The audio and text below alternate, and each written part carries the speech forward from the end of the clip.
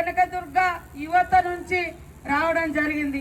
వాళ్ళు రాజకీయాల్లోకి రాకముందు కూడా నన్ను ఇక్కడ ఏ కార్యక్రమమైనా, బహుశా ఇక్కడే కావచ్చు, సెంటర్ ఇదేనా, ఇక్కడే ప్రతి కార్యక్రమానికి పిలిచేవాళ్ళు. వాళ్ళు ఏ రాజకీయ పార్టీలో లేరు, కానీ వాళ్ళు బాగా ఊరి కోసం తప్పించే వాళ్ళు, ఊరు బాగుండాలని కోరుకునే వాళ్ళు. మరి ఈసారి మున్సిపాలిటీ కాగానే మాకు టికెట్లు కావాలని వచ్చారు.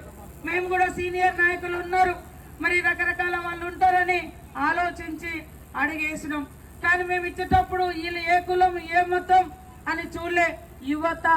యువత అంటే ఒక శక్తివంతమైన వాళ్ళు తలుసుకుంటే మరి రాజ్యాలే మారిపోతుంటాయి.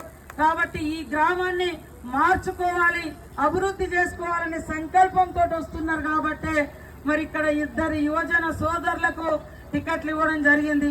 అదే 4 కోట్ల రూపాయలు ఇప్పుడు టెండర్లై బండారుపల్లిలో సీసీ రోడ్లు కానీ, సెంట్రల్ లైట్స్ కానీ, మరి డ్రింకింగ్ వాటర్ కానీ ఇవన్నీ కూడా శాంక్షన్ అయి ఉన్నాయి. ఈరోజు ఈ 4 అభ్యర్థులను గెలిపించి నా చేతిలో పెట్టండి. ఖచ్చితంగా బండారుపల్లిని తమ్ముడు అన్నట్టుగా బంగారుపల్లెంలా బంగారుపల్లి లాగానే చేస్తాం.